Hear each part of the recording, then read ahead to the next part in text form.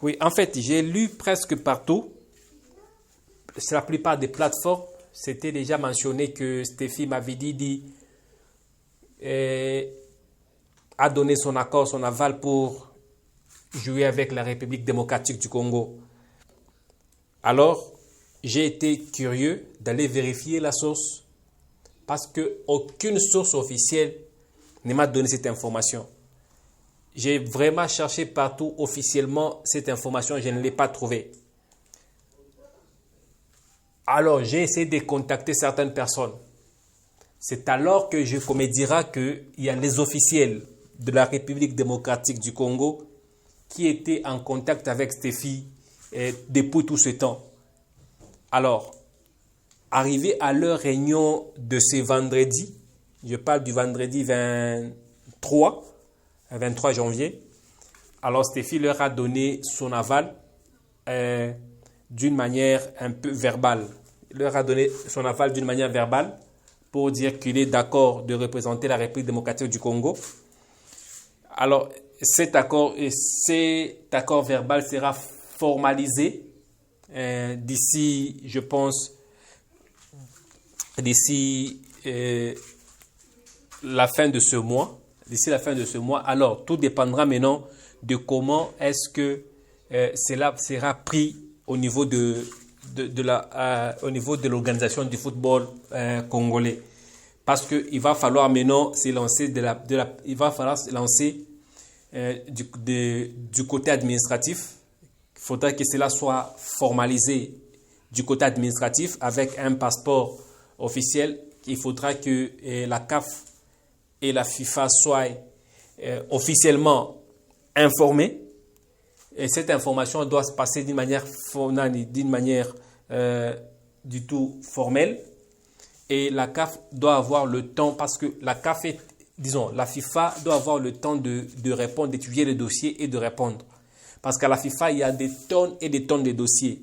Si votre dossier vient en retard, et avec la Coupe du Monde qui arrive, plusieurs sélections sont en train d'envoyer les dossiers là-bas pour leurs joueurs, validation de joueurs, pour que les choses se passent correctement. Nous ne sommes pas les seuls. La RDC n'est pas la seule. Plusieurs nations ont envoyé les dossiers. Donc, il faudra, dès lors que Mavididi vous donne son aval, il faudra directement entamer la procédure et aussi faire en sorte que les choses se passent beaucoup plus rapidement possible. Parce que entamer la procédure, c'est un fait, mais faire le suivi, c'est un autre problème. Il ne suffirait justement pas d'aller à la FIFA déposer sans faire le suivi. Vous serez mis au fond du dossier. Votre dossier sera traité en dernier. Vous envoyez le dossier, vous commencez à mettre la pression sur la FIFA, à suivre le dossier, à faire des relances, des rappels, tout cela pour faire en sorte que votre dossier soit traité d'une manière beaucoup plus rapide et beaucoup plus rapide et soit traité beaucoup plus rapidement que les autres dossiers. Et c'est parce que si vous ne faites pas de relances, pour eux, ce n'est pas une urgence. Si vous ne faites pas de relances, pour eux, ce n'est pas vraiment ce n'est pas un dossier rapide à faire, à traiter. Alors, ils vont traiter des dossiers de personnes qui leur mettent la pression, qui leur font des relances à tout moment. Pour eux, ce sont des dossiers beaucoup plus urgents à traiter et à libérer.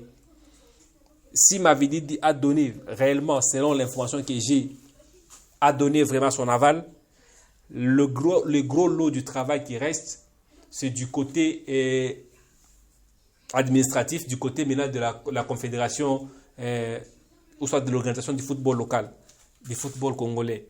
Ils doivent maintenant se mettre à pied d'œuvre pour aller maintenant chercher la validation de la... Parce qu'actuellement, Mavididi a la nationalité anglaise. Il voulait à tout prix jouer pour l'Angleterre, mais ça n'a pas marché comme voulu. Il a vraiment tout fait, il a attendu jusqu'à ce qu'il est en train de baisser de rythme. Parce que le Mavididi d'aujourd'hui et celui d'il y a 5 ans, c'est deux Mavididi différents. Parce que celui-là, c'était un autre niveau, un autre level. Celui-ci a quand même baissé de rythme. On n'a pas le choix, on n'a qu'à le prendre parce qu'on a besoin des joueurs de son profil. C'est un peu ça la situation de Steffi Mavididi actuellement. Alors, ce que vous voyez, certainement, il n'y a pas d'annonce officielle, ni sur sa page Instagram, ni sur un média. Il a seulement eu une conversation officieuse avec les officiels congolais. C'est ça, ce qu'il faut retenir à ce sujet-là. Il n'y a pas quelque chose de nouveau. Mais je suis sûr que dans les jours qui viennent, s'il ne prend pas la parole officiellement, il va seulement publier quelque chose de nouveau sur sa page Instagram. Il faudrait juste suivre sa page Instagram fréquemment. On va avoir une information beaucoup plus concrète à cette page-là. Et c'est un peu ça. Et pour ceux qui ne sont pas encore abonnés à notre chaîne, nous vous demanderons de bien vouloir vous abonner. Mais aussi, n'oubliez pas de liker nos vidéos quand vous les regardez et aussi de cliquer la cloche pour ne pas manquer nos prochains numéros. Merci et à la prochaine.